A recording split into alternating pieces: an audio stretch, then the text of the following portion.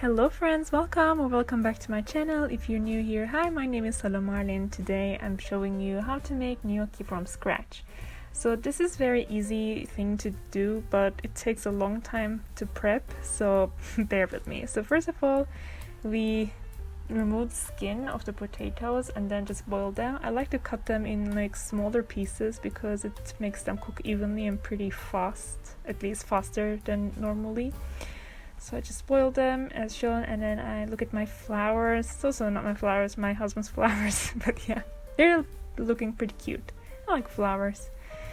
So yeah, after they're boiled, I spread them in a baking paper just to make sure they're cooled down because we're gonna need it, like basically need it like a dough. So I just make sure to, do this boiling and letting it cool down process beforehand. And after it's cooled down completely, like after an hour or so, I just smash them.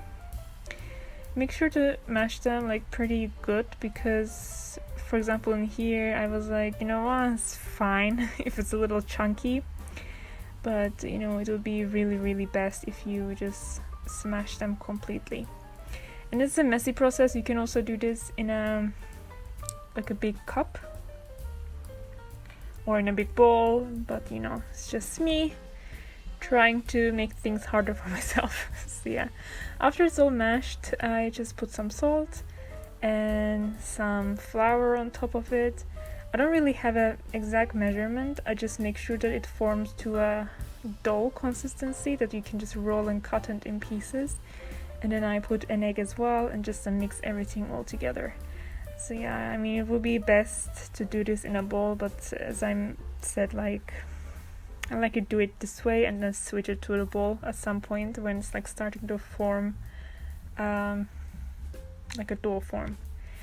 And as you see, I just like to mix the flour really well and just add it as it is. It's a process. It just takes me around 15 minutes just adding flour and stuff to kneading to make it form a dough. And then after it's a dough consistency, you just put it in a bowl, cut them some pieces. As here it was a dough consistency already, so just knead it in a bowl. Added more flour and make sure that it is cuttable and does not stick to the hand.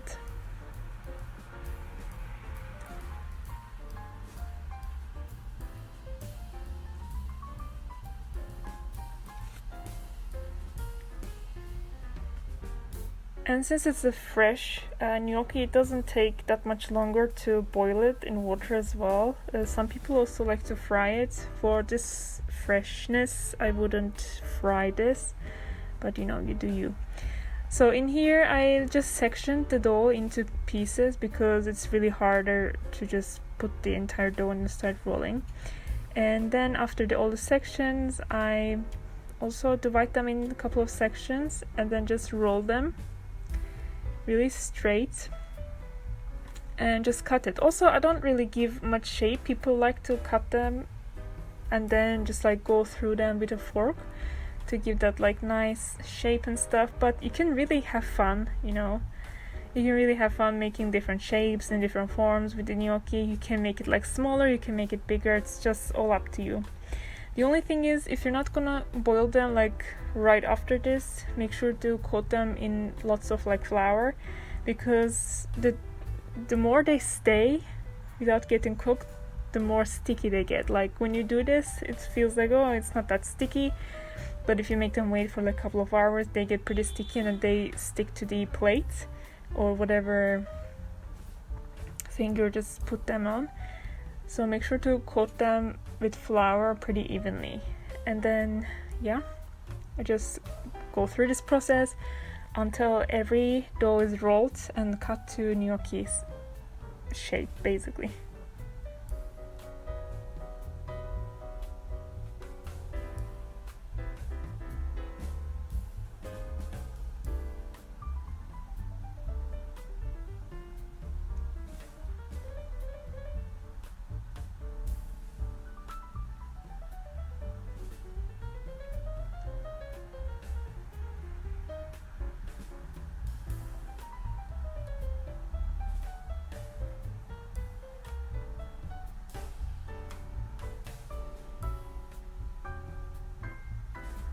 And after it's all done, I made like 2 plates worth of it.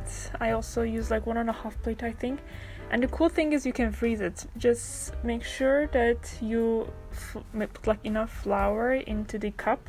I use like the excess flour that I used to make, and then just shake it till the flour coats every surface of it, of the fridge bag, I think. And then you put the rest in there, and then you can just like freeze it as it is. You can just cook it after, I think it stays like 1 to 2 months in the fridge, in the freezer, not in the fridge. So yeah, and as you see, it's a little sticky, but it is fine because I made sure to coat it pretty well. So I'm just gonna boil it and then cook it with the tomato and garlic sauce. So I'm here. You can put it when it's like a cold water, but I like to put it little like when it's a tiny bit warm, the gnocchis. And meanwhile the water is getting a tiny bit warm, I'm preparing the sauce. I use olive oil, garlic and salt and let it cook. And then all you do is to pop the gnocchis into the coldish water and then let it boil. It doesn't stick, don't worry. It feels like it's gonna get stick to each other, but it really doesn't. When it's all fully cooked, you can actually, it gets like separated, so it's really nice. And yeah, it's a fuss-free process to cook. It doesn't take much time. When it's cooked, it floats on the top. That's how you understand that they're fully cooked. And when it's cooked, you just scoop them and then put it in the sauce. And for the sauce, after the garlic and olive oil, I just like to use some tomatoes. You can use fresh, you can use in can. I like to use like the liquidy form of the tomatoes, so I like blend it pretty well. And you can also use double cream, also tastes incredible with this recipe. Or you can also use like some other different like sauce, however you like. Maybe some people like to use with cream and mushroom and stuff like that, but I like to eat it with tomato sauce. And as you can see, the gnocchis are floating at the top, so I just put them in the sauce, cover them with tomato sauce, just like mix it pretty well.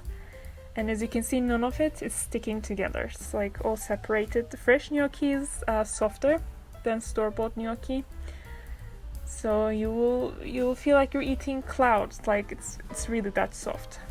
And yeah, they also tend to become like bigger when it's cooked. But yeah, I serve this with fresh mozzarella, or you can also serve it with burrata and some fresh basil. And there you go, guys. Just pop some ground pepper on top of it, freshly grounded pepper, and just enjoy your delicious food. This is my comfort food. It's like one of my favorite food to do, to eat and to make. So yeah, I hope you really like this recipe. Make sure to subscribe if you want to see more content like this, and I'll see you next time. Bye bye!